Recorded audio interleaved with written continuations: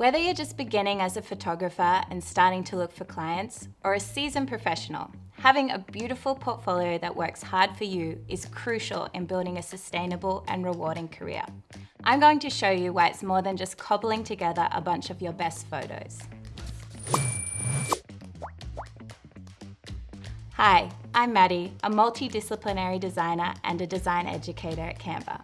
In this video, I'll show you some examples of great folios, how to talk and write about your work, how to build it in Canva, adapt it for new clients, print it, share it, and download it. I'll even show you how to turn it into a website, all in under 10 minutes. We're publishing new videos every week, so make sure you subscribe. Sound good? Let's get started. A great portfolio does a few things well. The first and most important is showing off your best work. If you haven't already gone through and selected your best work, start there. It's a good idea to get some trusted external opinions on your selection too, especially if you know someone who works in your target industry. Other photographers are a great sounding board. A portfolio is just a snapshot of your work, not a complete back catalogue. So remember, less is more. Or another way to think about it is leave them wanting more. The second thing a good folio does is clearly show the different categories of photography you offer. That doesn't mean you need to show every possible style of photography you can do. It's best to keep it to a handful of styles. And my top tip, show the styles you love doing, that you're passionate about, work that you'd like to win and do more of. For example, I love portraiture and I show a lot of that on my folio website. This is my core interest and where I want my career to grow. Also, make your contact information clear. It might sound obvious, but if a client likes your work, make it easy for them to find you. I have a form people can fill out. Include links to other platforms and work if they want to see more. I direct people to Instagram, LinkedIn, and Vimeo. The final thing I'll say before we start building a portfolio is an acknowledgement that it can be difficult talking about your own work.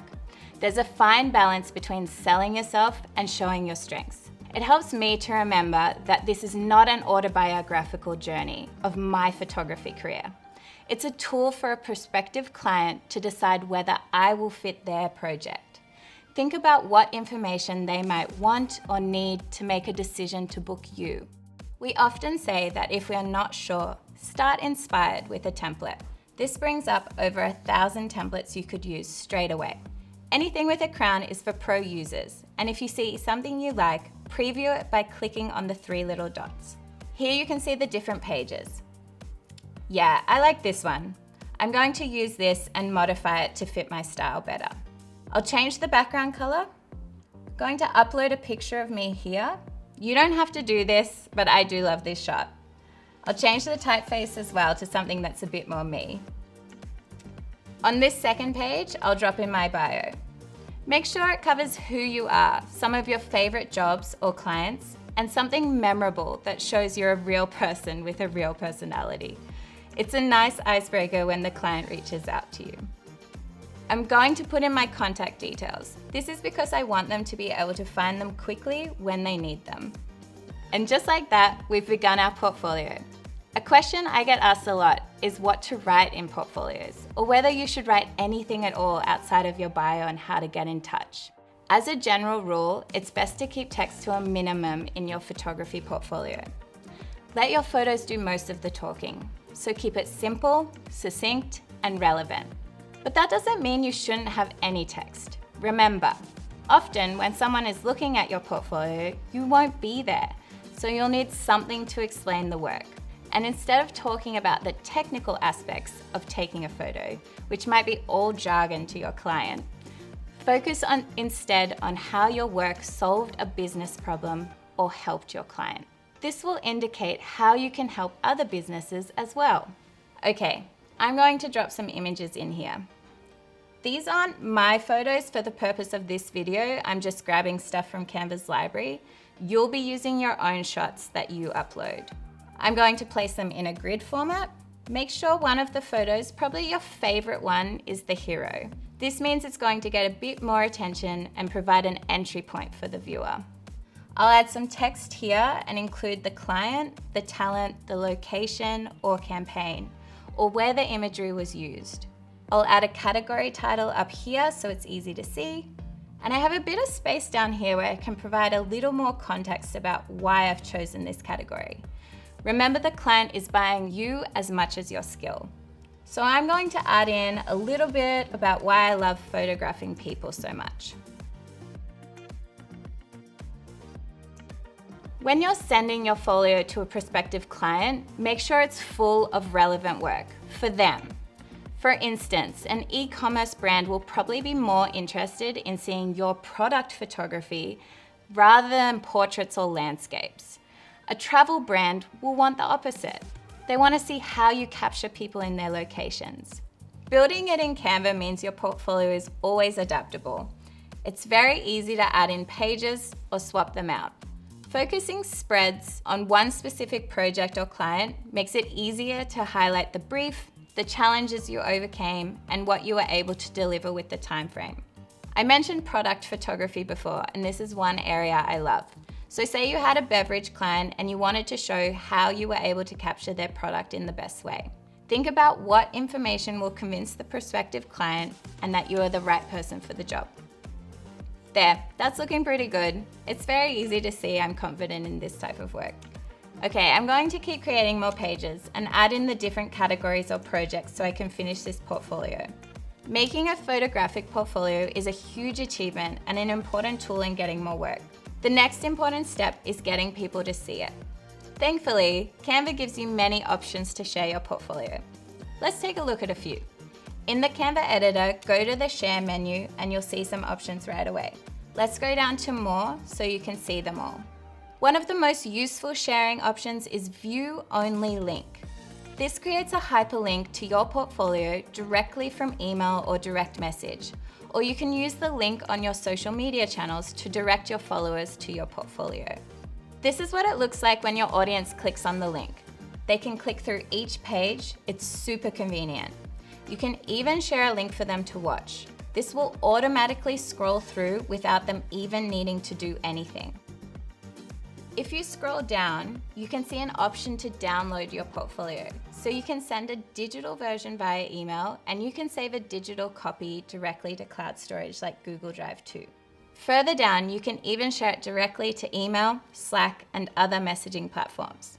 As you can see, there are so many ways to share your digital portfolio, so don't be shy. Start sharing and ask for feedback. Think of it as an ongoing and evolving piece of work.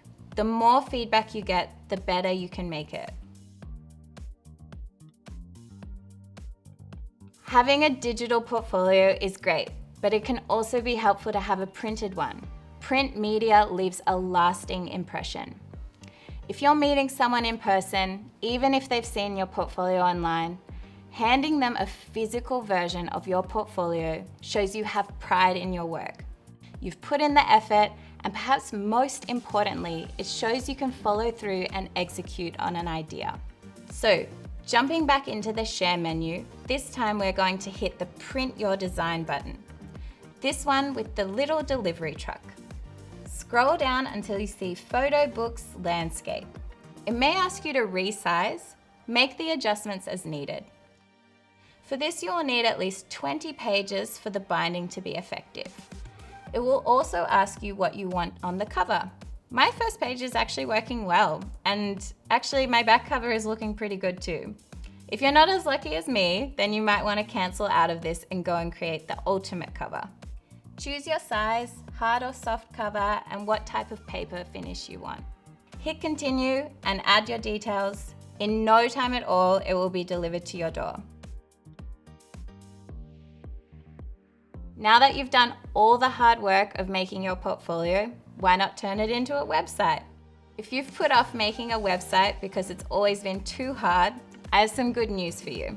Canva makes it super simple. You can turn your portfolio into a beautiful, responsive website in just a few clicks. Let's see how. In the Canva editor, go to Share, then More. You'll see Website as an option. Click on that. You can choose from 4 different styles. Let's go with scrolling for now. Then click Open Website. And there it is, your very own website. No tricks, it's really that simple. And there you have it, your very own photographic portfolio. I put off making a portfolio for ages because it felt like it was missing something or there was a new client I wanted to include. The excuses were endless. It can be helpful to remember that you can always revisit, update, and refresh your portfolio. It may not be perfect up front, but having something to share is so much better than nothing. Progress is perfection, so get started on your portfolio. Give yourself a deadline and remember you can always keep working on it.